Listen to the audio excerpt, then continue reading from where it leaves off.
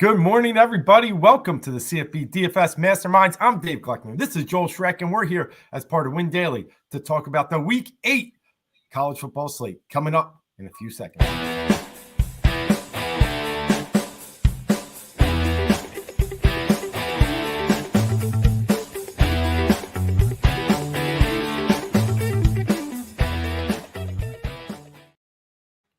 Morning, Joel. Beautiful day up here in the Northeast and really beautiful day across the country. I think we have some great weather for a lot of these amazing games that we have. 12-game slate. I'm ready to dig in. How about you? I am pumped. Perfect day for football. And not only that, doesn't seem like there's too many weather issues in the actual field today. So you can go out there, find your favorite game environments, and get after it. I'm pumped too, Dave. Yeah, I mean, when we start and look at the slate, it's really a dream slate for CFB. I mean, we're going to be looking at lineups probably winning this thing with 250 points. We have 6 games at 56 points or more in the totals.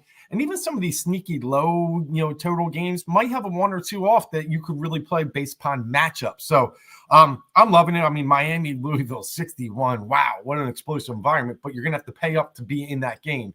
So we'll get into all that and more. But it's going to be there's a lot of good value here, but a lot of good games. A lot of directions you could take on today's slate, which is going to be interesting for ownership, right? Because you can look at that. Ownership should be spread out, which should allow you to, if you get it right, you should have a really good day. So without further ado, Dave, let's get into the games and then break it down. Let's do it. All right, I'm going to share my screen as we always do, and we'll go through each game and tell you who we like. There's a few games that we can maybe not skip, but we can probably go a little faster through today because they won't have as good an environment as some of these other spots. And that's starting with Auburn, Missouri. These are 2 teams that are good football teams. I don't think you're going to get the best pace. These are 2 better defenses. There's a few players in this game. Missouri's running back Noel, who is priced right. You could play him. Luther Burden, who's historically been one of the best receivers in the country, who's been off to a really slow year. But the price is getting right if you want to play Luther Burden. But for the most part, I'm not going to be all that interested in this Auburn, Missouri game. How about you, Dave?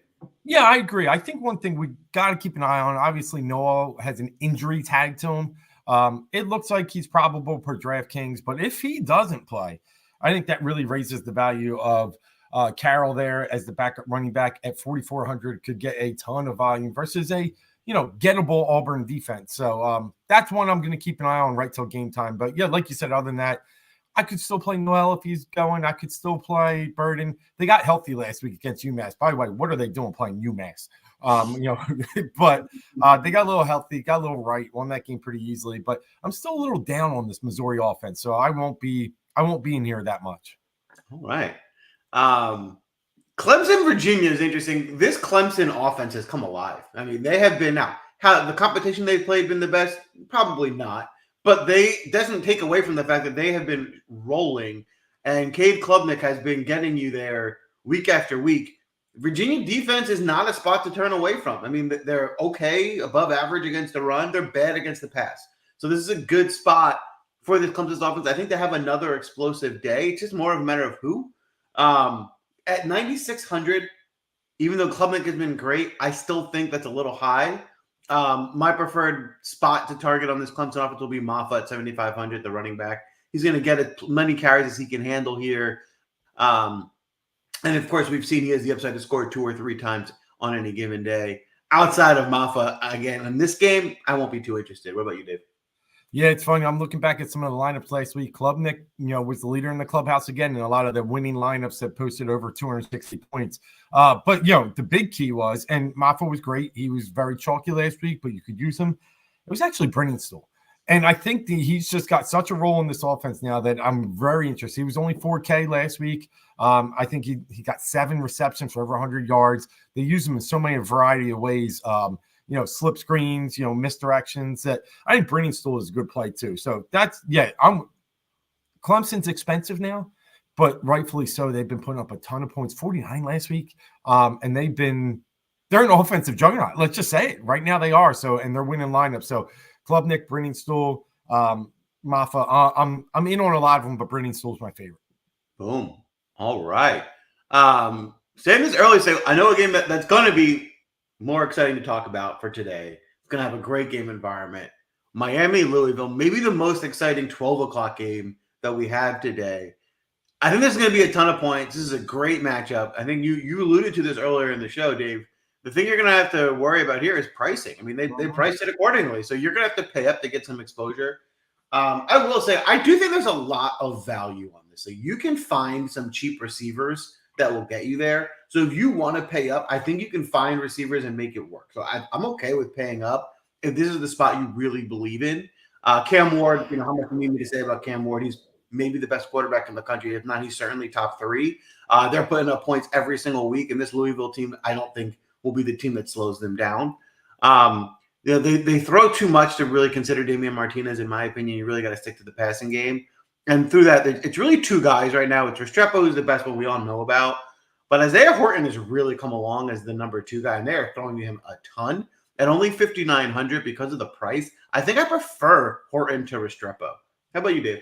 I do. Horton's he's like their tight end, right? He's a beast out there. He's a big guy. Tight end. He's more of a receiver, but they throw him like a tight end. They throw him yeah. Maybe that's what I'm more focusing on. I just remember seeing him. He gets a lot of yards. He's tough to tackle. I know their tight end Arroyo is also pretty solid. That's who I was thinking. And he's at 3,600, so solid there. But I like Horton. I agree over Restrepo just based on price. And on the Louisville side, it gets tricky, but Isaiah Brown has really been great lately, or Isaac Brown, I'm sorry. And he was in the winning lineup last week. He's crept up a little bit from the 4Ks now in the 5K range. I still think he's got value, but you have value receiver here with Lacey and Bell. Obviously, we know about the big guy for Louisville, who is now way priced out, in my opinion, Brooks. But Lacey and Bell get some decent targets at 4,200, 3,400. I'd consider them in potentially a high-scoring game. I think you're on it with that. I particularly like Lacey. Lacey hasn't really fully come around yet, but he was hurt to begin the year. He's getting better. Lacey was a star at South Alabama last year, and he's transferred here. I think he's got some big games ahead of him. But I do want to touch on Isaac Brown, which you mentioned before. Brown has really come along as Louisville's best player in the last couple of weeks, and now they're starting to feature him as the running back. They haven't fully adjusted his price to his role. Brown is underpriced for what he's been doing. He looks like he's going to be one of the best running backs in the country by the end of the year. So at 5,600, I love Brown. The only thing to keep an eye on is this Miami run defense is pretty strong. They're pretty strong up front. So it's not like an ideal matchup, but to get a player as good as Brown has looked over the last couple of weeks at this price still seems like a spot I'm going to play. I agree. And this is the highest total on the board, 61. So you're going to want to be in this game environment.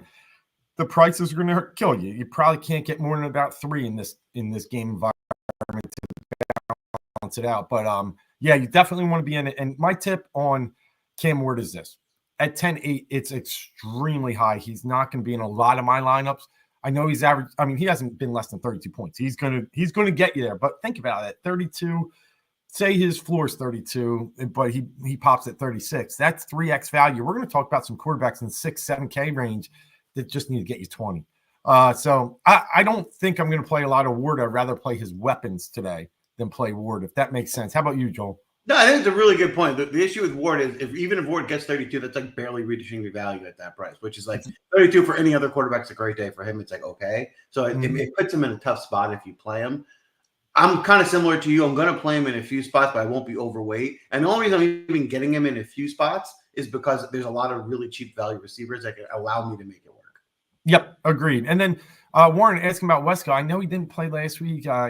He's been in and out. It does impact the Clemson passing game. I get it, but I haven't heard anything otherwise that same status as weeks before. And I hate these college injuries because they won't let you know until minutes before game time. So his price is great, but I'm probably not going to risk it.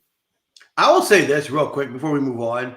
With NIL and all the money that's going into college football now and how much gambling is a big part of that, they're going to have to do something better with the injury updates because now it's business and people are using this to bet on it. And you got to have the information out there for people because it is a for-profit, league now and they're paying the players. So I think that's going to have to change in the coming, 2 to 3 years. I think that's a great point. And Tony Bennett, the legendary coach at UVA basketball, retiring yesterday, pretty much because of those things. He needs it more regularly, and I agree. It's got to change. It's got to change. All right. Nebraska, Indiana. I think this is an interesting game. This isn't going to be one of those 60-point totals, but I think there are a few spots here where you can find some players to target. This Indiana team looks really good. They're for real. This is their toughest test to date in this Nebraska team. Nebraska's got a pretty decent defense, but Nebraska's strength is against the run. So they're almost like a funnel defense. You're going to have to be forced to throw, which I think plays really well for Curtis Rourke and this Indiana team. I will be playing Rourke today at 7,400. The price is right. I mean, I can get 3,400 less than Ward and get Rourke. And I think Rourke can get you 30-point upside as well. So I really like Rourke, but the guy I'm pairing him with is Elijah Surratt. He's the number one receiver. 5,200. He's underpriced. He's going to be one of my favorite plays of the day. Yeah, I agree with all that. Nebraska is a very solid defense. I mean, we watched them play, a game the other week against Rutgers, and it was only 14-7. Like they've held opponents down. I don't think anybody scored more than Illinois had 30 against them, but that's about it. Everybody else has been 10 or less. So it's a good defense, but if you're going to get them anywhere, it's in the air. So I'm with you there. I'm just like, it's scary, but Dylan Riley at 4,700. I just don't know how I can't just at least test it out a little bit. I don't think Indiana's defensive numbers are true to form. They've played a horrendous schedule so far. So seeing there that they're, a top 20 pass team against quarterbacks doesn't scare me. At 4,700, Joel, I'm probably going to play him low amount, but maybe, 5-10% of my lineups just because I can then start to buy up some other areas. I just need 12 to 15 out of him for really this to pay off. Well, I think to your point, right? He only needs, if he gets you 150 yards and 2 touchdowns, that will be value at 4,700, right? You don't need him to go nuts. You just need a, okay game because he's so cheap. So I think that's a pretty strong point. 4,700 is too cheap. It is. It's just too cheap. He doesn't have to be that good. It just can be okay, and you'll get you there. And you can run him naked. Yeah, it's not a quarterback at 4,700 that you have to pair with someone else because he does spread it out. He runs once in a while. That's the other thing. So it depends on the sack rate. But if they do have some scripted runs for him, so he might even get you 40, 50 yards rushing at 50, 13 in one game. The others, the sacks are killing him. But yeah.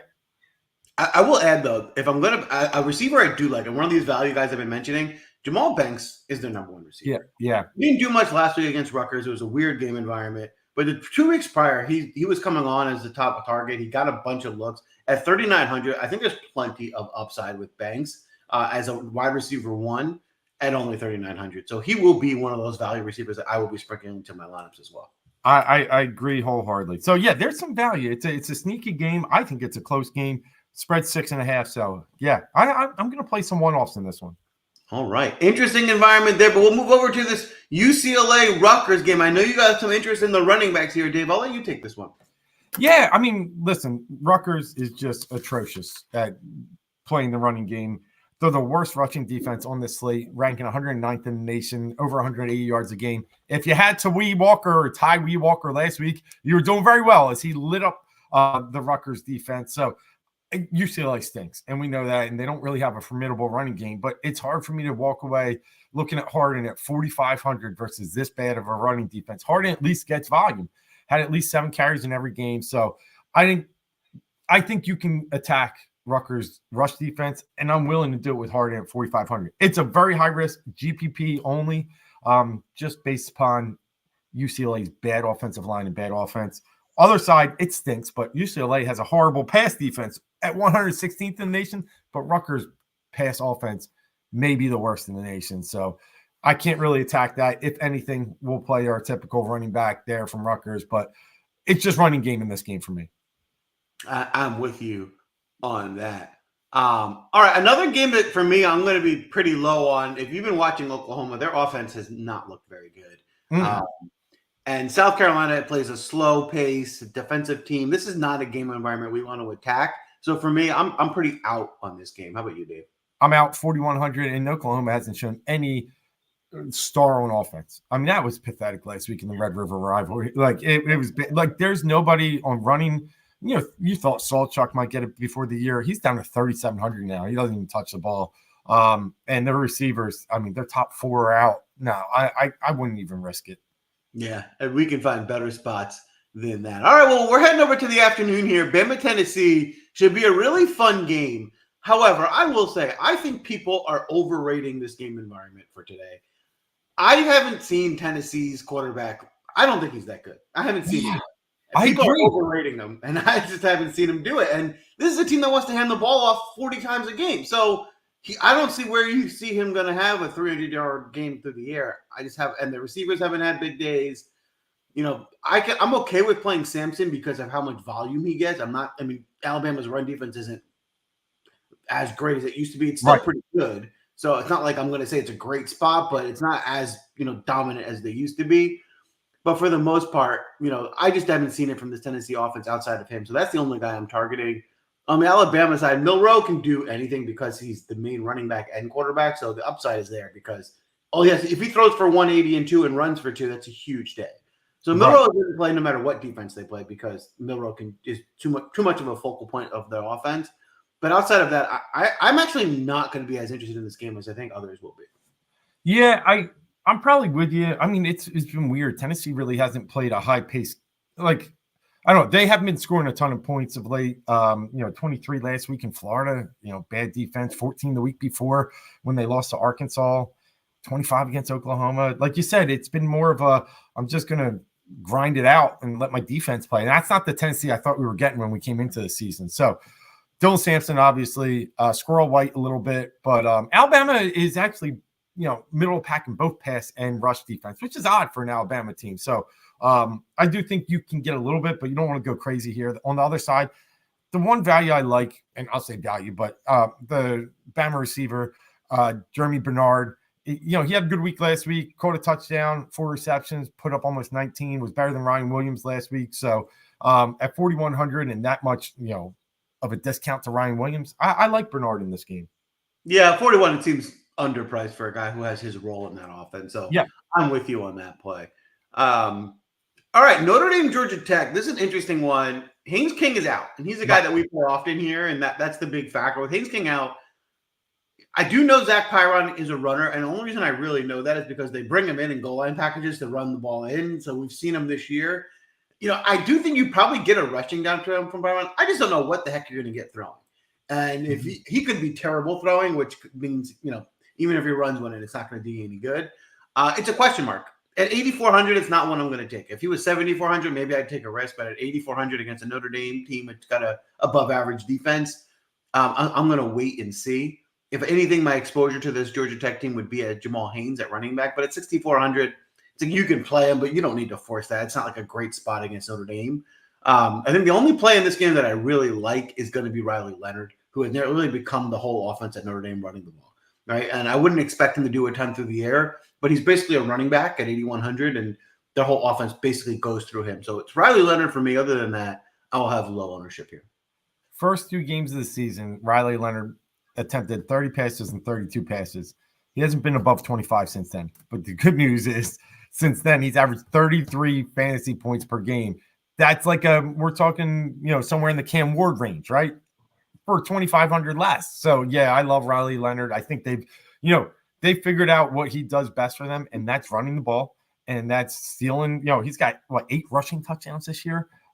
So yeah, I love Riley Leonard. Georgia Tech is not a very good defense, so I think he'll have a good game, and that's about it. I agree with you. I can't trust the Georgia Tech receivers we like, Rutherford and such, but you can't trust them when you don't know what the passing game. And Notre Dame's got a good defense. Exactly. Yeah. If it was Haynes King, I'd be playing the receivers, but with Pirate, I just don't know what we're going to get. So I'm going to wait and see. All right. Michigan, Illinois is an easy one. Even though Michigan's defense has not been what we expected, right? They haven't been the dominant defense that we were typical of seeing. This isn't a super scary Illinois offense that I would expect to attack them. This just isn't a game environment and in a slate that has a lot of positive game environments that I want to attack. I'm going to have very little exposure to this game at all. Probably won't be going here much. How about you, Dave? Yeah, I am going to look at Mullins. I know he's a little high, but Illinois ranks, I think, is the 4th worst rushing defensive teams on the slate. So I like Mullins a little bit here. I think Michigan knows they're probably going to have to control this game on the ground and slow it down a little bit. Illinois is a good team, and they've shown they've had some good wins already this year. Interesting for Illinois at running back as well. It's this Josh McCray. Last week, he busted out for 33 points in that crazy Purdue game, that 50-49 game, where I think at one point, Illinois was up like 28 and blew it and had to hold on in overtime. He looks like the starter again today, 3,800. I'm willing to attack this Michigan defense.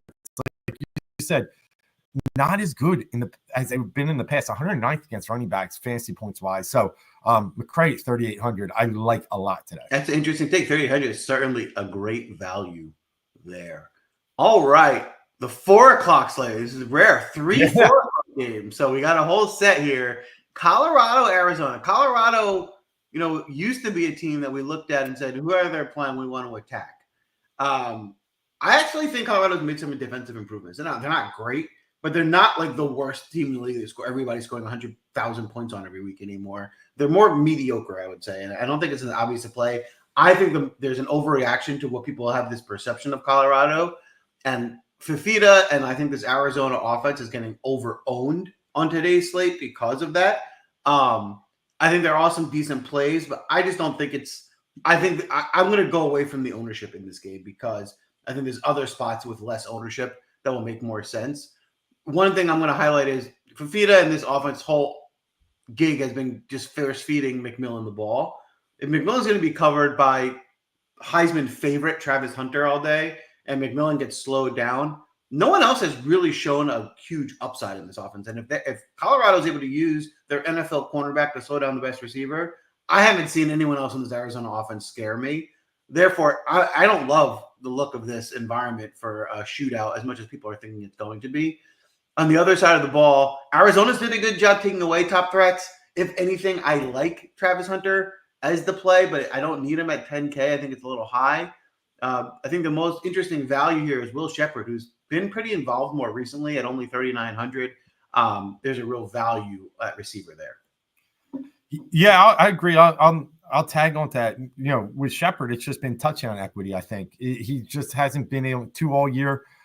So being that he hasn't, and his counterpart really will say the other like 2 via 3 receiver, Wester, who I really like, has 7 TDs. So that's really the big difference in their performance so far. So, TDs are tough to predict, but I like Shepherd a little more than Wester today as well, based upon, what goes around comes around. I think eventually Shepherd's going to get in the end zone. So, but I like both. I think Wester's a good play too. I'm with you on Hunter. Tough to roster him, but he gets so much volume. And what we know about Colorado, they're going to pass over 40 times a game. So I think you do have to play Colorado receiver today. I'm not saying all your lineups, but at least one. Sanders is obviously in play as well. From Arizona, the only thing I like, and I'm with you, I don't love McMillan potentially match up with Hunter. The running back, though, Conley, I think he gets a lot of volume, 82 carries so far this year, 6,700, averaging over 20 points a game. We've seen Colorado. You're exactly right on. They're not as bad as they've been, but they're 87th against the run at 132 teams, and they're 86 against the pass. So they are bottom half. So I do think you can get a piece of Arizona, and I would lean Conley. I would agree. Conley's the way I'd want to attack this team over McMillan today for sure. All right. This is the game I'm excited about. Baylor, Texas Tech. Yeah. We've learned already Texas Tech is a team to attack, right? Whoever is playing Texas Tech, if they are competent passing game, you're going to have a big day. We've seen Sawyer Robertson get better and better week after week as he's become the starter. And what a better there is no better environment to step into than a game against Texas Tech, who's the worst. I gotta say, they're got to be the worst pass defense in the and it's a fast-paced environment. I mean, this just says DFS all over it. I love Sawyer Robertson today at only 6,800. Love the price. The price is right. And then they just mispriced the pricing. Hal Presley's 3,100 doesn't even make any sense. He's the number 1 receiver on the team and the best game environment of the day, and he's almost minimum priced. How can you not play him? It just makes too much sense. So I'm going to be way overexposed to Presley and to Robertson in this passing game. I'll also have some exposure to Josh Cameron, who's had a few big days, who's part of this passing environment as well. But I love this Baylor offense today. I'm 100% with you. We've been a little bit on Sawyer in certain game environments. He's someone who he's a dual threat, right? So you're able to roster him. What do you have? 27 carries so far this year. Had one game with 82 yards rushing. So you can get a little bit from the legs too, but he won't need to because this Texas Tech pass D is atrocious. One guy, I agree with all the receivers you mentioned, but this Keytron Jackson Jr. down there at 3,200 had a big game last week. 5 receptions for 86 or 66 yards and a touchdown. he had one earlier this year. It's you never know. But in a game environment that might be fast, something you could get some cheap out of. Keyshawn Jackson. And on the other side, my favorite running back on the board. Baylor's not very good against the run. In fact, they're the second worst team on the slate behind Rutgers. Taj Brooks just gets, he's a pro running back. I mean, he's had games of 32 carries, couple with 27. You got to attack Baylor on the ground. I love Taj Brooks. He's my favorite running back on the board. I'm with you on that. He will be my number one running back as well. This is the game environment. An easy spot to game stack. You can play Robertson and Brooks together. I'm aligned on that. I'm also going to have lines where I play Robertson, Brooks, and Kelly. I won't play Texas Tech's quarterback, but I'll play Kelly too at 6,800. I think Kelly's underpriced. He's the top receiver for Texas Tech. If this becomes one of those high-scoring shootouts, I think there's plenty of room for both guys to get there. Yeah, that's a great point. I like that kind of strategy there. I'll fade the quarterback mainly because I want Brooks and Kelly to score. So I don't want 4 passing touchdowns. I would like 2 and 2, right? So, and that's a very good strategy. Exactly. All right. Keep this train moving. We got USC Maryland. This is another game environment I like a lot. I think this one might be more slept on in terms of ownership, so you can get some more bigger advantage there. The spot I'm looking to target most, I think Miller Moss, USC. Yeah. I think people are sleeping on him, but he's played some tougher defensive matchups. It hasn't like he's had a cakewalk to start. He's had some down games. We've also seen him have some 30-point games, some upside games. When he gets a better matchup, he tends to do really well. He didn't do it against Penn State, but Maryland's not Penn State. Maryland's pass defense is not good. And I think this is a spot where they get back to the air. Anyone knows Lincoln Riley and his offenses can put up points, especially in a good matchup and environment. I think this is a good matchup for Miller and Moss in this pass offense. And I think they get going against this Maryland defense. So I will be playing Moss. And an interesting spot here, they spread the ball out. There's a lot of receivers to like. But I think what that's really interesting to me, another really value I like is Mekhi Lemon. He's minimum price at $3K. He's a slot receiver, but he's been taking over as basically their go-to option at only $3K. I think there's too much value there. I mean, he's safe on that. I think he's going to reach his floor at the very least. But I also think there's some upside against this Maryland defense. Yeah, I mean, he had his biggest game of the year last week against Penn State. 6 catches, really got in the action for 73 yards, 9 targets. That's awesome. So, and we're going against a Maryland team, 108 out of 132 in passing yards allowed this season. You can really attack them at almost 2. So I love the Miller Moss. I love the USC pass combo. And that's where you can really get some Miami players, some Louisville players involved, some of the Taj Brooks that we've talked about. If you get some of these values and cheap, Jacoby Lane is obviously the guy that you're going to probably want the most rostered in your lineup of the USC receivers. He's just the one that's targeted the most, obviously. He's had, 6, 14, 8, 4 targets over the past 4 weeks. So, like Lane. And then on the other side, I mean, I do think there's some value because USC is not a great defense in their own right, but mainly against the run. So I do like Felton. What do you feel about Woody Marks here? Because he's good, right? But do you just think they attack? This guy touches ball 25 times a game, and he gets some decent catching volume too. I think Marks is a good play, and Marks is really the featured player in this offense. To your point, they get him the ball and they throw him the ball. You can get a ton of touches. So you can certainly play Marks. You can even play Marks with Moss if you want, because they throw him the ball so much that they could both get there. So Marks is certainly in play at 7,400. And as you mentioned on the other side, Ty Felton, I love, and I've been mentioning him week after week. USC is an upper class team. They have some good corners, but it doesn't stop me from Ty Felton's an NFL player. He's going to be drafted in the first 2 days. I think Felton, they force feed him the ball. He's got another big day ahead of him. He does. And along with Hemby, I do think this is a great environment for some points. It's also, it's good. It's a little later for USC too. That West Coast to East Coast travel time. I think this one's at a 4 p.m. as well. So we could have some fireworks going on. Beautiful weather, like we said, out here in Northeast, mid 60s, almost 70 down here. So I think this game could really explode. And 56.5, it's the 3rd highest total on the board, 4th highest, I guess, if you count Clemson. There you have it. All right. Before we get you out of here today, exciting slate, exciting day, a lot of game environments to attack. We do have our Pick'em Underdog plays that we like for today. Before we wrap up, Dave, we'll start with you. Who are you targeting for over-unders on Underdog Pick'em? Yeah, it's crazy. I keep going 1-1. I'm there. I'm knocking on the door. And then each time I get to the door, I just miss it by a hair. This week, we're going to sweep it. I feel really good about that. I'm going to go. We talked about him earlier. He's just been, I think, trending up, and it's in the 61-point environment, the highest total on the board. Give me Isaac Brown over 71.5 rushing yards. Boom. I like it. He's been the featured guy. I think Isaac Brown, we're going to be talking about next year, is one of the best backs in the country. I am behind you on that one and what will be a very exciting game environment. For me, another guy we mentioned, a guy we like a lot, Tosh Brooks. Great game environment. Now, his rushing total is 130. That is a huge number.